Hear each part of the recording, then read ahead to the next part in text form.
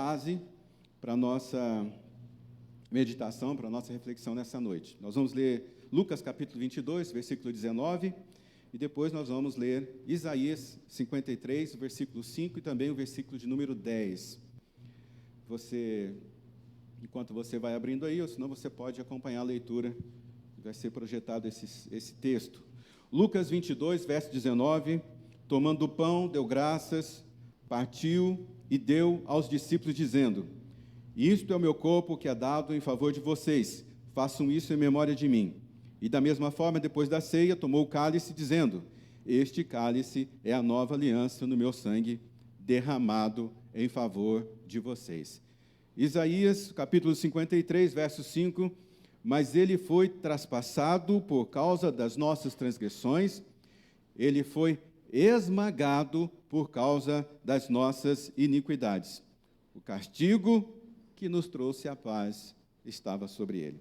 Versículo de número 10 de Isaías 53 diz: contudo, foi da vontade do Senhor esmagá-lo e fazê-lo sofrer, e, embora o Senhor faça da vida dele uma oferta pela culpa, ele verá a sua prole, prolongará os seus dias, e a vontade do Senhor prosperará em sua mão. Ore comigo. Senhor, te agradeço por esse tempo poderoso aqui na tua casa.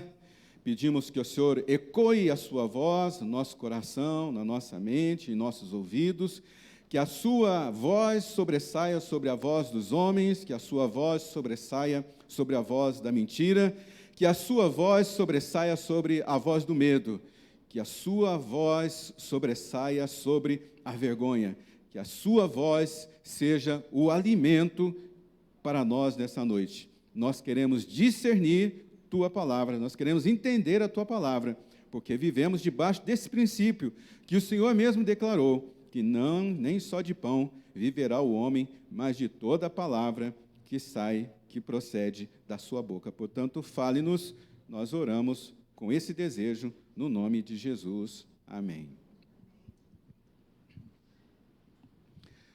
Quando nós olhamos para a questão das promessas na Bíblia ou para a nossa vida, uma coisa bem simples, é sempre necessário ser lembrado na nossa trajetória, na nossa jornada, que se trata do procedimento que está escondido por trás de cada promessa. Nossa atenção precisa voltar para a jornada que está escondida atrás de cada promessa. Porque para você chegar até a sua promessa, para você experimentar a vitória da sua promessa, certamente todos nós passaremos pela prensa. Essa metodologia, esse procedimento, esse processamento que Deus faz com que cada um de nós viva dentro da nossa experiência com Ele, a fim de que a gente alcance ou vive as promessas que Ele declarou para cada um de nós. Tenho certeza que você pode ter uma promessa registrada na sua vida, tem pessoas aqui que têm mais de uma promessa registrada na sua vida. Promessa, elas são entregues em toda a palavra de Deus. E hoje nós conseguimos ver alguns procedimentos, a jornada de alguns homens e mulheres de fé, quando eles receberam essa promessa e como eles chegaram à vitória dessa promessa que foi declarada na sua vida. É lógico, nós encontramos os profetas profetizando a profecia, mas nós não encontramos ele profetizando ou dizendo qual é a jornada, qual é o procedimento, qual é a metodologia que se é aplicada na vida de alguém que recebe uma promessa. Como a gente acabou de ouvir, se você olhar para a vida de Davi, você vai ver, ele chegou no trono, governou Israel, tudo começou quando o profeta foi ungí-lo ali, junto com a sua família, sem holofotes. Hoje nós conseguimos olhar para a vida dele e falar assim, a promessa de Deus foi cumprida, ele se tornou rei, e a gente consegue mapear o procedimento, a gente consegue mapear a metodologia que Deus aplicou na vida, porque ele existiu, viveu em torno da promessa, alcançou a sua vitória. Mas nenhum de nós aqui, quando recebemos uma promessa, ela vem junto com os protocolos de Deus, ou ela vem junto com a metodologia que Deus vai aplicar na nossa vida. E as promessas, elas são muito importantes para a nossa vida. além dela sustentar a nossa fé, de colocar esperança no nosso coração, para muitas pessoas que abraçam uma promessa, geralmente a promessa ela traz consigo um senso de destino. E por conta dessa importância da promessa, é certo que haverão dias, hão de haver dias, em que você terá uma promessa em suas mãos, você se agarrará em uma promessa, mas aquilo que você está vivendo não é nada parecido com aquilo que foi te prometido. Não chega nem perto daquela promessa que você recebeu. Na verdade, haverão dias na sua vida, quando você agarrar uma promessa, e essa promessa vai parecer uma mentira para você. Porque tudo que você vai estar vivendo pode ser que seja contrário ao que aquela promessa declarou. O texto que nós lemos fala do texto da ceia. Antes de Jesus cear ali com seus discípulos, aqui registrado em Lucas, quer dizer, antes da paixão de Jesus, a paixão de Jesus o que é? A paixão de Jesus são aquelas últimas horas de Jesus ali na cruz. A paixão de Jesus é aqueles momentos de sofrimento que Jesus Cristo atravessou. A paixão de Jesus é a crucificação de Jesus. A paixão de Jesus é o seu sepultamento. Antes de todas essas coisas acontecerem e ele sair lá do outro lado, glorificado, ressuscitado, antes da sua ressurreição, ele sentou com seus discípulos e ele participou da ceia, como nós participamos ainda há pouco. Jesus, ele faz duas coisas muito importantes. Primeiro, ele se apropria do pão e ele se apropria do vinho. Às vezes a gente fica um pouco desconfortável de falar que é vinho, mas é vinho, é o produto da uva, é o vinho. Jesus, ele se apropria desses dois elementos, do pão e do vinho. Ele pega o pão, rasga o pão e ele diz assim: vocês estão comendo do meu pão, da minha carne. Ele pega o cálice, o vinho, ele toma e diz: este é o sangue derramado, que derramarei, e ele é um sinal de aliança para você. Ele diz: comam e bebam, isso é o meu corpo. Ele diz: bebam dele todos, isto é o meu sangue, o sangue da aliança. Então Jesus não estava apenas ali demonstrando para a gente como a gente se comportar, como nós realizarmos uma cerimônia de ceia. Jesus não estava ali inaugurando mais uma cerimônia. Nós não precisamos de mais uma cerimônia religiosa. Jesus estava mostrando ali para os discípulos e para nós qual é a jornada da prensa, a vitória, a prensa e a promessa. Qual é o processo, qual é a jornada, qual é a metodologia que o trigo passa para se tornar um pão? Qual é o processo, qual é a metodologia que uma uva passa para se tornar vinho? Se você olhar para esse momento na vida de Jesus, quando nós observamos essa jornada de Jesus, dele dizendo: olha, eu sou o pão, meu sangue é o vinho. Quando a gente olha para esse processamento do trigo até se tornar um pão, esse processamento da uva até se tornar um vinho, nós vamos perceber e vamos entender a nossa jornada. Nós vamos perceber que a nossa jornada é muito parecida com a jornada de Jesus, esse período que ele passou, e é muito parecida com esse processamento do trigo se tornar um pão e de a uva se tornar um vinho. Não sei se você já parou para pensar, mas é muito impressionante a jornada do trigo e da uva para eles chegarem ao destino que eles foram preparados para ser. É muito parecido com a jornada que Jesus percorreu até nos salvar. É lógico, eu tenho entendimento que tudo isso aqui existe uma revelação divina poderosa, que às vezes a gente nem consegue acessar direito, mas os elementos que ele escolhe é muito evidente, é muito parecido com o processo, a jornada que Jesus passou ali até ele se tornar Rei dos Reis, Senhor dos Senhores. É bem provável que alguns de nós estejam exatamente nessa mesma jornada que Jesus atravessou. A mesma jornada que o trigo atravessou para se tornar um pão, a mesma jornada que a uva atravessou para se tornar vinho. O que acontece nessa jornada? Algumas coisas importantes, são muito parecidas com a nossa vida até ela cessar a promessa de Deus. Primeiro, para possa chegar no destino final do trigo, pão, uva, vinho, a primeira coisa que precisa ver é o corte. Uma lâmina corta o trigo, uma lâmina corta o cacho de uva. Naquele tempo, a lâmina usada para cortar o trigo era a foice. E para cortar a uva era o facão. Hoje, evidentemente, existem máquinas que fazem essa colheita. E essa foi a primeira jornada que Jesus precisou passar, o corte. E é justamente a jornada que talvez muitos de nós estejamos envolvidos, o corte.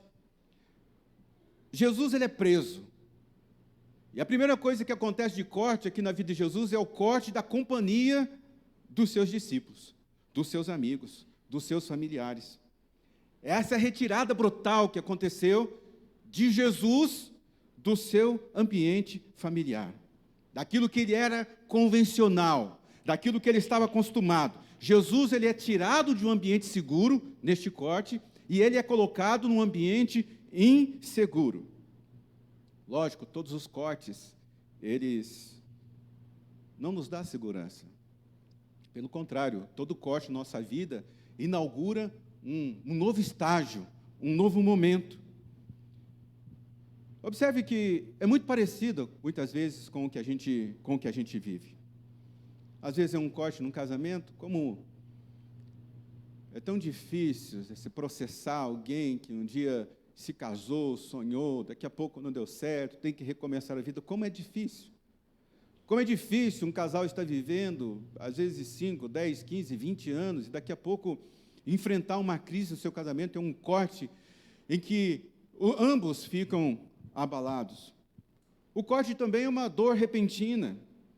Às vezes é a perda de alguém muito querido perto de nós, às vezes é a perda de uma segurança financeira, às vezes é corte no ambiente de saúde, tudo estava funcionando muito bem, mas de repente nós somos chacoalhados por uma ausência de saúde, nossa rotina é mudada, a gente precisa dar meia volta daquilo que a gente estava fazendo, a gente fica meio sem saber o que fazer, como se comportar.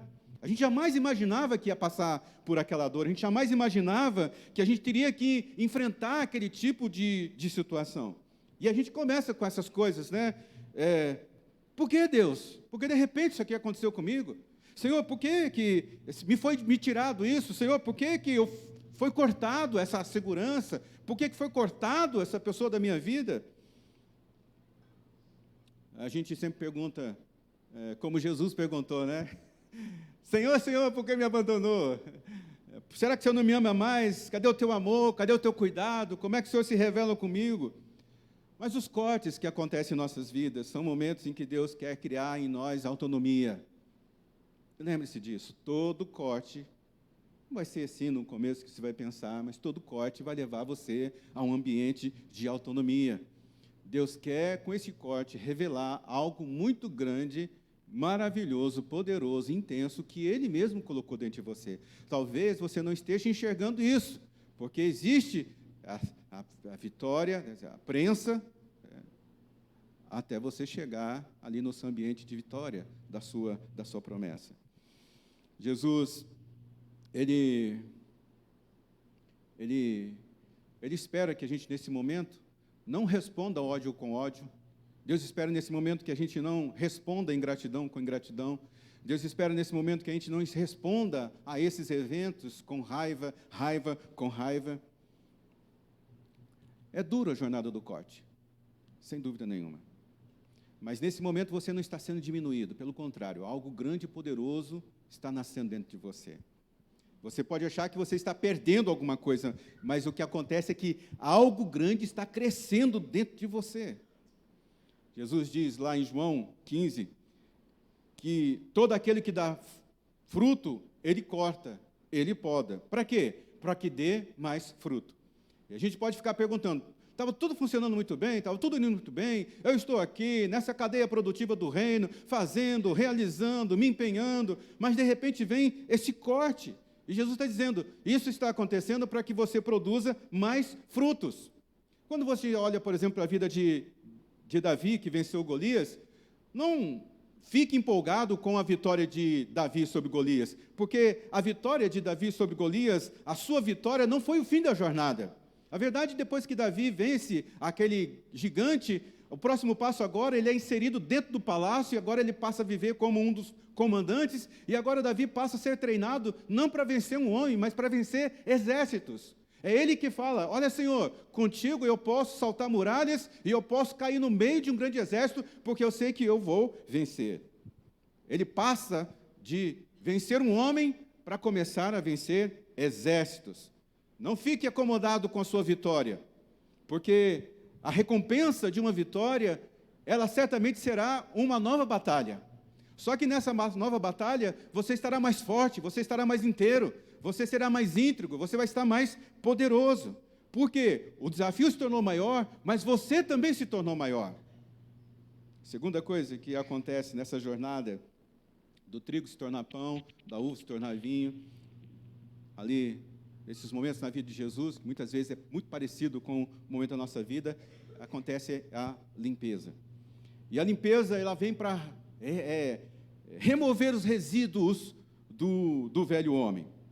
O cacho, ele é cortado, a espiga, ela é cortada. E agora, nesse momento, eles são levados para uma espécie de limpeza. No caso do processo da uva, é chamado de desengaste. É quando pega o caroço de uva e tira do cacho. A uva ali, ela é rasgada, ela é tirada do cacho, forçosamente. No caso do trigo, é o processamento da debulha.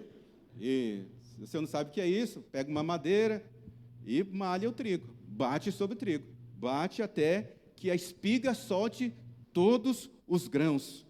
E não só isso acontece com o trigo, mas também acontece o peneirar do trigo. Logo após que o trigo ele é debulhado, ele passa por uma peneira. Isso era muito comum naquela época. Jesus, inclusive, conversando com os seus discípulos, lá em Lucas 22, ele disse, Simão, Satanás pediu vocês para serem peneirados como trigo. Amigos, vez por outra nós somos peneirados como trigo. Você, Senhor, mas o Senhor deu autorização para o diabo fazer isso. A Bíblia fala que foi do agrado do Senhor esmagar Jesus. Jesus passa por 5 julgamentos, Jesus é acusado, Jesus experimenta a hipocrisia dos homens, Jesus experimenta o testemunho falso, Jesus passa pela relativização das suas boas intenções, do seu ensino, das suas curas, assim, das restaurações, da libertação que ele realizou. E a limpa, então, começa a acontecer na vida de Jesus. Ele começa assim, fala, pastor, mas Jesus não precisava ter nada de resquício do velho homem. É verdade, mas se você prestar atenção, ele é um padrão de como as coisas vão acontecendo na nossa vida. E Jesus, então, começa a enfrentar esses julgamentos. E como é que Jesus começa a enfrentar esses julgamentos? Jesus, ele fica em silêncio. Por que a limpeza acontece dessa forma? Porque muitos de nós achamos que somos muito bons, somos muito honestos, que nós somos muito corretos, muito íntegros, que nós não somos dados a isso, nós não somos dados àquilo. Pelo amor de Deus, jamais vou ver um negócio desse, jamais vou me comportar dessa forma.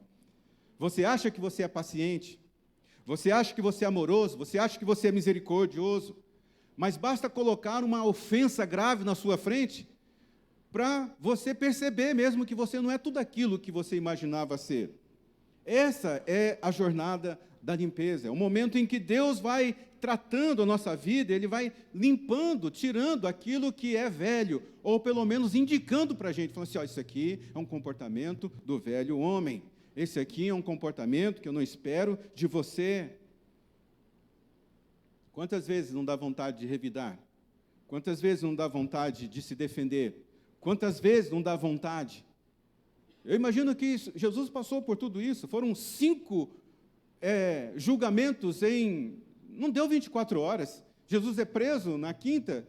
Ele passa desde a madrugada até ali pela manhã, quando é decidido crucificá-lo às 3 horas da tarde, debaixo de um intenso julgamento. E a Bíblia diz que, como uma ovelha muda diante dos teus tosqueadores, ele não abriu a sua boca. Jesus passa por 5. Primeiro, ele está diante de Anás.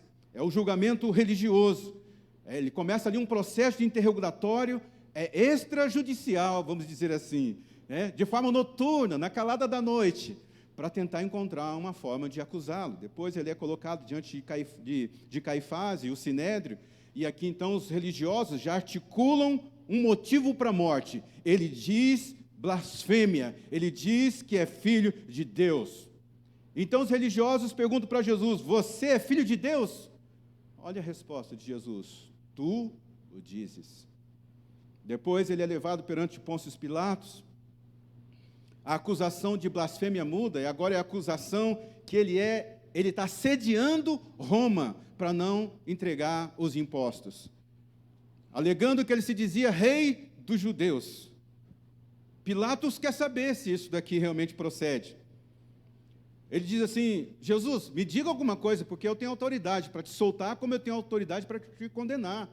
E a resposta de Jesus é: você só tem essa autoridade porque do alto veio essa autoridade para você fazer isso.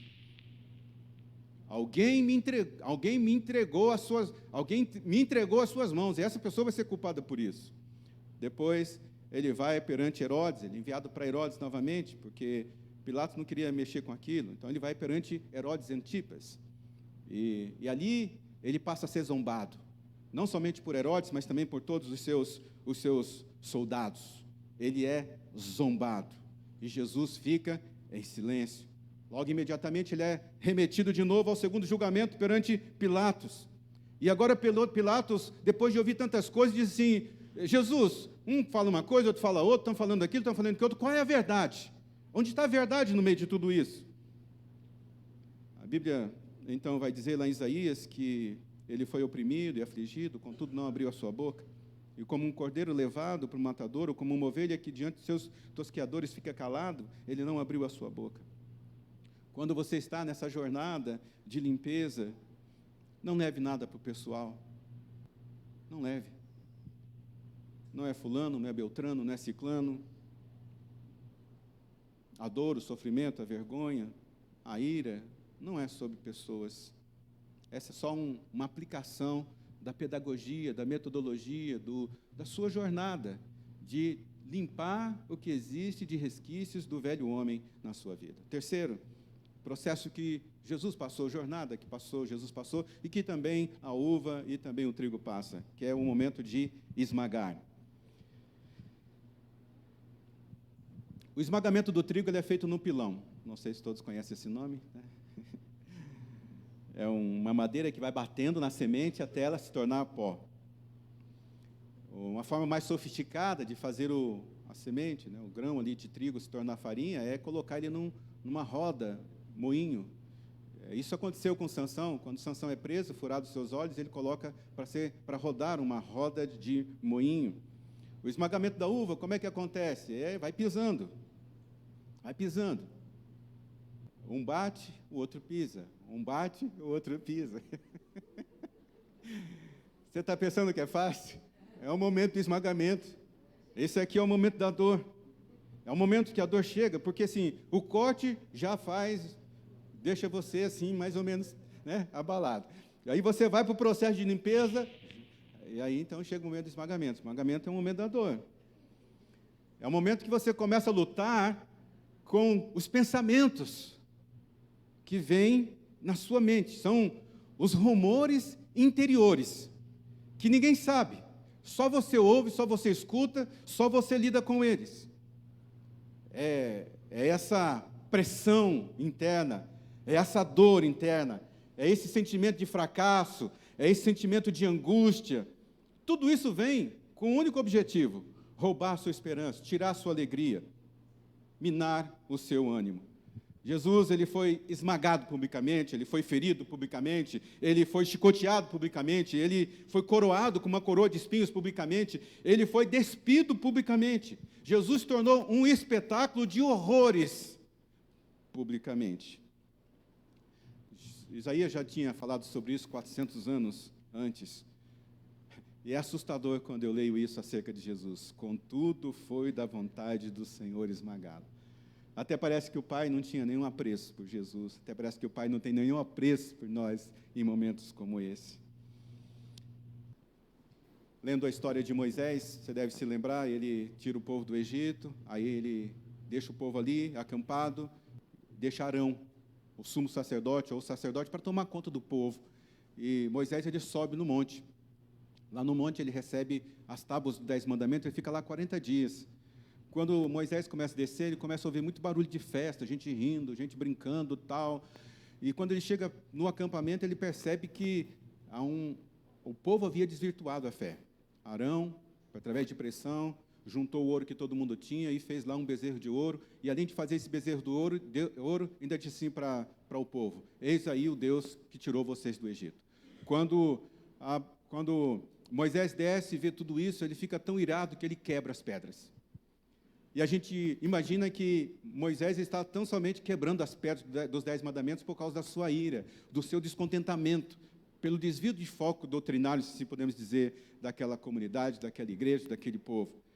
Mas, se a gente prestar um pouquinho de atenção, a gente vai ver que Moisés não está quebrando somente as pedras dos 10 mandamentos. Moisés também está esmagando Arão. Moisés está também quebrando Arão. Por que Moisés está esmagando Arão, quebrando Arão? Porque Arão, ele era o sumo sacerdote. Além de ser sumo sacerdote, Arão, ele era irmão de Moisés. Arão, ele viveu todos os grandes milagres que Moisés experimentou diante do faraó e todas as coisas que aconteceram. Arão estava conectado com tudo isso. Só que Arão, ele comete um erro gravíssimo.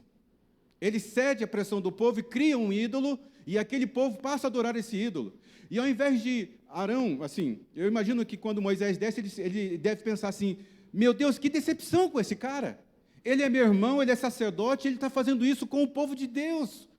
Onde ele está com a cabeça? Só que Moisés, ele não penaliza Arão. Moisés diz assim para Arão: Arão, é o seguinte, você vai ficar aqui com esse povo, e eu vou subir o monte novamente, para receber de novo aquilo que eu havia recebido. Eu imagino que isso, naquele momento, no coração de Arão, foi um negócio tão difícil. Porque, sabe, sacerdote, né? Tem um lugar privilegiado. Homem de Deus tem um lugar privilegiado. Mas agora, diferente de como Arão era antigamente, Arão ouvia os problemas das pessoas, o pecado das pessoas. Arão, ele sacrificava em favor dos pecados das pessoas, para perdão dos pecados das pessoas. Arão, ele, assim, perdoava o ofensor, o pecador. Arão, ele representava Deus o povo diante de Deus. Mas agora ele tem que passar por isso, ele passa por esse esmagamento. E agora a bola de Arão, ele tem que abaixar. Eu fico imaginando Arão tendo que ouvir, num gabinete pastoral, um pecado. Ele ouve o pecado e ele diz assim: eu não posso condenar essa pessoa. Eu não posso. Por que você não pode, Arão? Porque um dia eu também pequei. E ele então tem que passar a ministrar misericórdia e graça na vida das pessoas, por mais, assim, estupendo, difícil fosse o pecado daquela pessoa.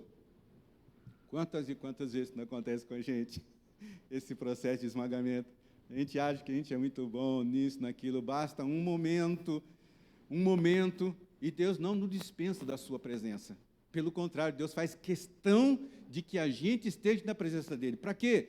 Para lembrar que se nós estamos recebendo misericórdia dEle, nós precisamos também dar misericórdia às pessoas que estão ao nosso lado.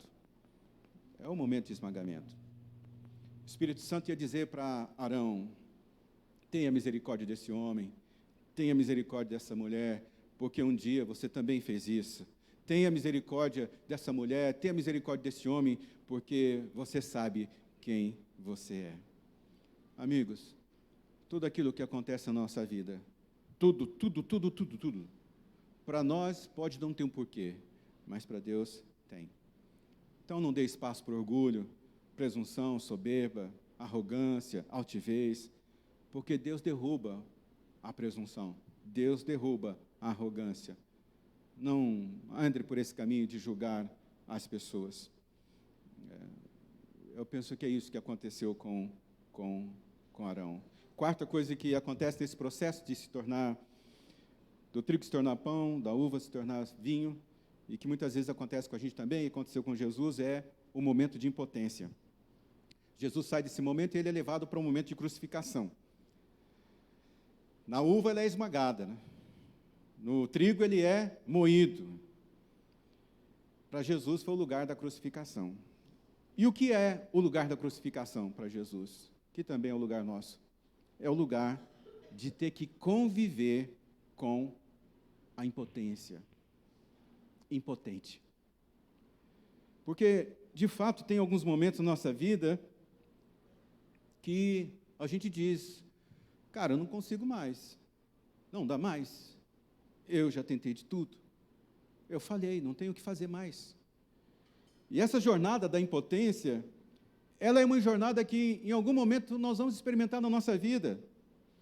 E ela acontece justamente quando todos os acessos de amigos já se esgotaram, todo recurso que a gente tinha, seja intelectual, financeiro, já se esgotou, a inteligência, a força disponível para poder lidar com aquela demanda já se esgotou. Você fez de tudo e não adiantou. Esse momento de impotência é aquele momento de Jesus na cruz. Ele não pode falar muito, porque se ele falar, ele perde o ar, dói os pulmões. Ele não tem o que... Ele não pode se mexer, porque se ele for ajeitar o pé, dói o quadril, dói as costas, ele está pendurado numa cruz. Só que, o que podemos fazer em um momento de impotência? A resposta está nas frases que Jesus disse na crucificação. Foram 7 frases. Primeiro, ele disse, perdoa-lhes, pois não sabe o que faz. É a gente começar a limpar a alma perdoando. No momento que a gente diz assim, não tem mais o que fazer, estou impotente, comece a limpar a sua alma perdoando. Como é que você vai fazer isso? Entrega para Deus. Mas entrega para Deus, não tem jeito. O que você faz? Torna-se uma voz de esperança no meio de desespero. Jesus está pendurado ali na cruz, aqueles ladrões começam a conversar e tem um que é generoso com Jesus. Tem um que faz um pedido para Jesus. Jesus, se lembre de mim. E Jesus dá uma resposta. Será que Jesus teria condições, naquele momento de dor, de impotência, poder dar uma resposta de esperança para um ladrão pendurado na cruz? Jesus deu. Jesus disse, ainda hoje você vai estar comigo no paraíso. O que eu preciso fazer neste lugar de impotência? Dê esperança para as pessoas que estão ao seu redor. Fale de Jesus, fale do amor de Deus, fale das promessas da Bíblia, fale dos milagres que Deus já realizou na sua vida. O que você pode fazer nesse momento de impotência? Olhe, escolha cuidar de alguém mais frágil que você. Jesus está pendurado na cruz e uma das frases que ele diz é, ei, mulher, eis aí o seu filho, e ao discípulo ele diz, eis aí a tua mãe. Será que Jesus tinha condições de fazer um negócio desse momento de impotência? Ele diz, cuide um do outro. Se você está sofrendo, continue cuidando de alguém perto de você. Está sofrendo, continue fazendo a obra de Deus. Está sofrendo, continue fazendo algo por alguém. Eu imagino que Deus está olhando para Jesus e está dizendo assim, filho, falta só 3 dias. E eu imagino que Deus está olhando para nós e dizendo assim, faltam só 3 dias para a sua história mudar, para inaugurar um novo tempo na sua vida. O que eu faço quando eu estou no momento de impotência? Ore com autenticidade. Jesus bradou, meu Deus, por que me desamparaste? Às vezes, eu vou orar com pessoas que estão num problema muito difícil na vida delas. E ao invés de ela rasgar o coração dela, não sei se é porque está diante de um pastor, ela sai com palavras tão rebuscadas, tão bonita, tão singela, chega até a agradecer pela dor que está passando. Será que isso é verdade, gente? Será que nós chegamos nesse patamar de dizer obrigado, Deus, porque eu estou sendo amassado? Obrigado, Deus, porque eu estou sendo cortado. Será que a gente realmente chegou nesse ponto? Se a gente chegar nesse ponto, a gente já está no céu, meu irmão. Por que me abandonou? Por que me desamparou? Por que eu estou me sentindo sozinho? Por que tanto fracasso? Por que estou sentindo tanto peso? Por que tem tanta ausência? Isso aqui é o grito da verdade. Talvez você esteja com o grito da verdade entalado na sua garganta. E você está precisando orar dessa forma. Não precisa ser na frente de ninguém, mas vai para o quarto e fala, Deus, por que está acontecendo isso? Não consigo encontrar, justificar. Pode perguntar, ele não vai se ofender, não. Outra coisa que eu posso fazer no momento de impotência, avalie continuamente seu estado emocional, espiritual. Tenho sede, Jesus disse. Como a gente precisa fazer isso, irmãos? No momento em que a gente está passando, assim, por esse processo de impotência, a gente tem que prestar muita atenção. Preste, primeira coisa, atenção. no seu coração, que são sentimentos. Preste atenção. Se o seu sentimento está sombrio, se você está tendo maus pensamentos, se você está considerando coisas ruins, nocivas para a sua própria vida, para a vida da sua família, por favor, procure alguém. Procure um aconselhamento, procure uma ajuda, peça para alguém orar por você. Se você está sentindo que você está querendo ficar sozinho, não quer ver ninguém, preste atenção. Talvez você precise sair um pouquinho de casa, tomar um pouco de sol, talvez você precise andar um pouco a pé, talvez você tenha que fazer uma coisa, mas você precisa começar a prestar atenção, avaliando como é que está o seu sentimento, como é que está o seu físico, como é que está o seu espiritual. Se o seu espiritual, o seu nível está muito baixo, peça para alguém orar por você, fala, cara, eu não aguento mais, eu preciso que alguém intervenha por mim, orando, estou precisando disso. O que eu faço quando eu estou em um momento de impotência? Procure por pendência que pode ser consumada. Jesus na cruz disse, está consumado. O que ele podia fazer naquele momento? Ele só podia entregar a sua vida para Deus e dizer, Pai, eu cumpri a jornada que o Senhor me pediu. Está aqui minha vida na sua mão. Vá procurando pendências que você pode ir ajeitando, resolvendo. O que eu posso fazer no momento que eu estou de impotência? Mantenha-se continuamente nas mãos de Deus. Foi isso que Jesus disse, Pai, nas tuas mãos entrego o meu espírito. Mantenha-se nas mãos de Deus. Verdadeira adoração nasce no momento de dor, de perseguição, de dificuldade. A oração mais sincera, ela nasce no momento de dor, no momento de dificuldade. Sabe, a gente pode estar passando por qualquer tribulação, mas esse esforço a gente tem que estar sempre fazendo para Deus, falando isso para Deus. Nas tuas mãos eu entrego o meu espírito. Nas tuas mãos eu entrego a minha vida. Em último lugar, essa jornada do trigo se tornar pão, da uva se tornar vinho, essa jornada que Jesus passou, que é muito parecido com a jornada que nós passamos, chega um momento que a gente precisa estar escondido. Depois que o trigo ele é triturado, ele é acrescentado água, fermento, sabor, seja sal ou seja doce, ele agora, então, é escondido ali no forno. A uva passa pelo mesmo processo. A uva, depois que ela é esmagada, depois que ela é assim, limpa, ela fica ali em um ambiente que ela é colocado no odre. Se transformou o vinho, é colocado no odre. E são esses lugares escondidos. Jesus morre e ele é colocado num lugar escondido, ele é colocado num túmulo. É em silêncio, longe dos os olhares de todo mundo. O pão está dentro do forno. Enquanto ele está ali, ele está crescendo, está ganhando robustez. O vinho, ele está ali dentro do odre. Ele está ali esperando o tempo passar, fermentando, mas esperando para se tornar uma bebida mais saborosa, com um sabor melhor. Jesus estava ali no túmulo. E o que aconteceu? Foi crescendo, foi crescendo, foi crescendo, foi crescendo. E chegou um dia que a pedra foi removida.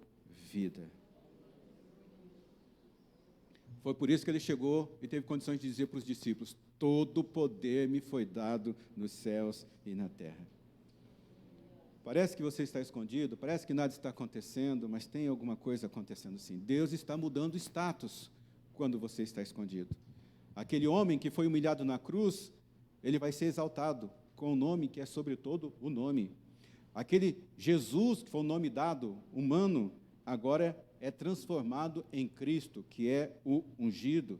Aquele homem que foi, assim, deixado ali para ocupar aquele túmulo para sempre, agora ele é ressuscitado. Pelo que Deus também o exaltou soberanamente, lhe deu um nome que está sobre todo o nome. A ressurreição de Jesus foi uma mudança de identidade. Aquele que foi coroado de espinho, agora é coroado como Rei dos Reis, Senhor dos Senhores. Aquele que foi chamado de Nazareno, identificado por uma cidade, agora ele é reconhecido como Senhor. Aquele que foi crucificado na fraqueza, agora ele é ressuscitado em poder. Olha, isso que parece cruz hoje, para mim e para você, vai nos conduzir ao trono da nossa vida. vai nos conduzir a um lugar melhor. Como é que eu tenho certeza disso? É só olhar para a vida de Jesus. É só imitar a vida dele. Quando tudo termina, o pão é embalado. Quando o vinho termina, ele é embalado. Esses dias eu fui comprar um pão lá em casa, e quando eu fui buscar o pãozinho lá na prateleira, o rótulo dizia assim: fofinho, com o sabor da sua infância. Não estava escrito no rótulo que o trigo foi... Não foi. Ele só estava dizendo assim: fofinho, com o sabor da sua infância. Quando você pega uma garrafa de vinho, você não vai ver ali quais foram os caminhos, a jornada que essa uva passou para se tornar vinho. Vai estar lá apenas assim: safra tal, ele foi saborizado dessa forma, foi harmonizado dessa forma. O que fica muito importante para a gente é que no final de todas as coisas da nossa vida, o único rótulo que vai aparecer na nossa vida é: foi Deus que fez. Foi Deus que fez. Fique em pé. Vamos orar nessa noite. Obrigado por sua paciência. Queria terminar o culto 8h20. Mas eu me traí.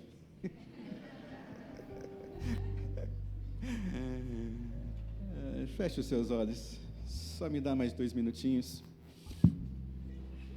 O rótulo, ele não fala da jornada. Na verdade, quem conta a sua história é você, né? Porque o que as pessoas falam, na verdade, é o que elas tentam rotular você, né?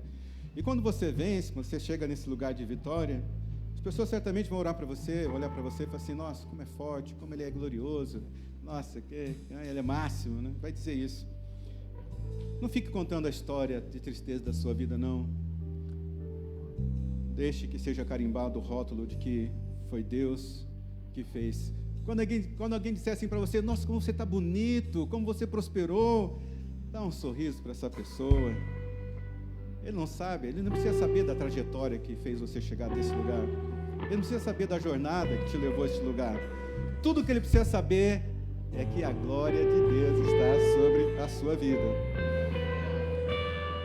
Deus fez aquilo que prometeu na vida de Jesus. Deus vai fazer aquilo que Ele prometeu na nossa vida. Feche os seus olhos. Talvez você esteja na sua jornada exatamente nesse momento de corte, peneira, esmagamentos, impotência, silêncio, no escondido. Talvez você esteja perguntando: Deus, é o fim de tudo isso? Não é o fim. Essa é uma jornada apenas. Esse é um tempo de formação, é um tempo de preparação. Você acha que você está perdendo, mas na verdade você está amadurecendo.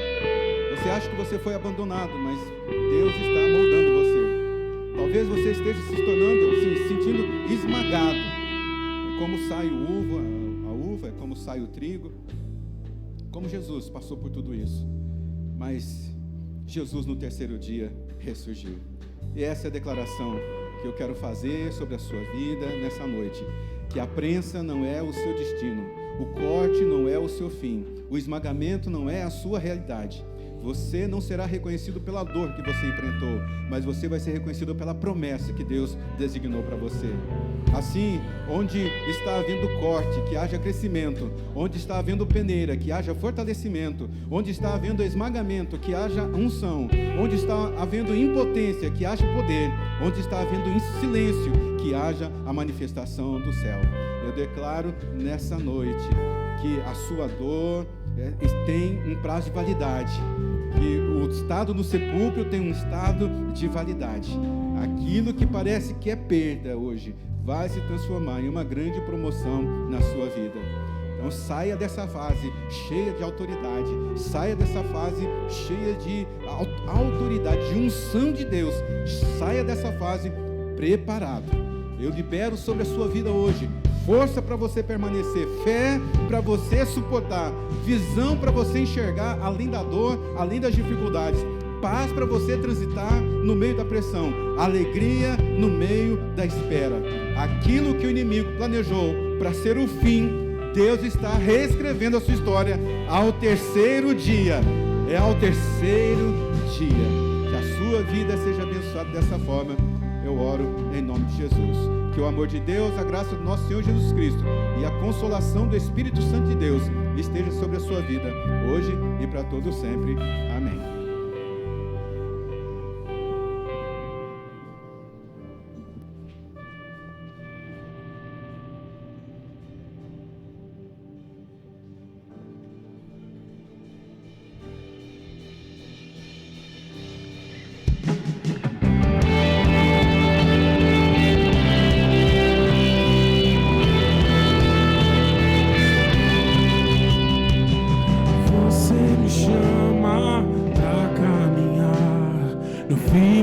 fundamento do que não se vê, o real, invisível, que me faz ir além do que é tangível. Você me chama pra caminhar no firme fundamento do que não se vê, o real, invisível, que me faz ir além do que é tangível.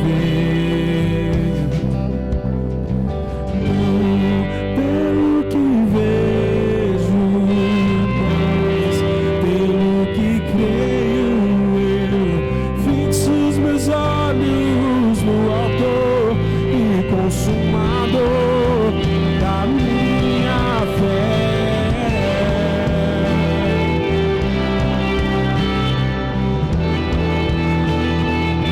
Declare você.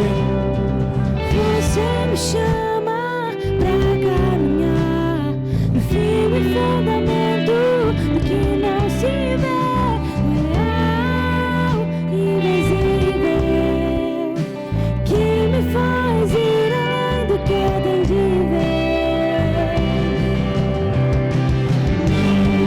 Pelo que vejo, mas pelo que creio eu. Fixo os meus olhos no autor e consumador da minha fé. Não pelo que vejo, mas pelo que creio eu. Fixo os meus olhos no autor e consumador da minha fé.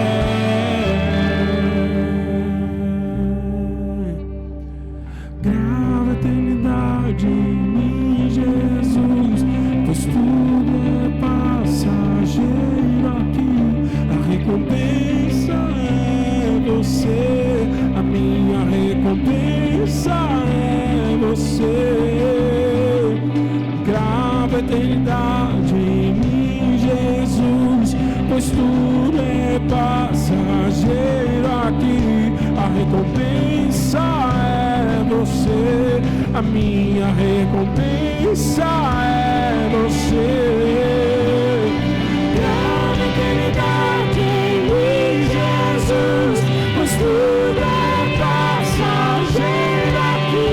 A recompensa é você, a minha recompensa é você. Grava a eternidade em mim, Jesus, pois tudo é passageiro aqui. A recompensa é você, a minha recompensa é você. Não pelo que vejo, mas pelo que creio eu. Fixo os meus olhos no autor e consumador. Cantemos mais uma vez.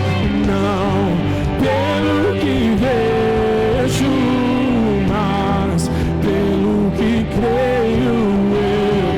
Fixo os meus olhos no autor E consumador da minha Grava a eternidade em mim, Jesus, pois tudo é passageiro aqui. A recompensa é você, a minha recompensa é você. Grava a eternidade em mim, Jesus, pois tudo é passageiro aqui. A recompensa é você, a minha recompensa é você.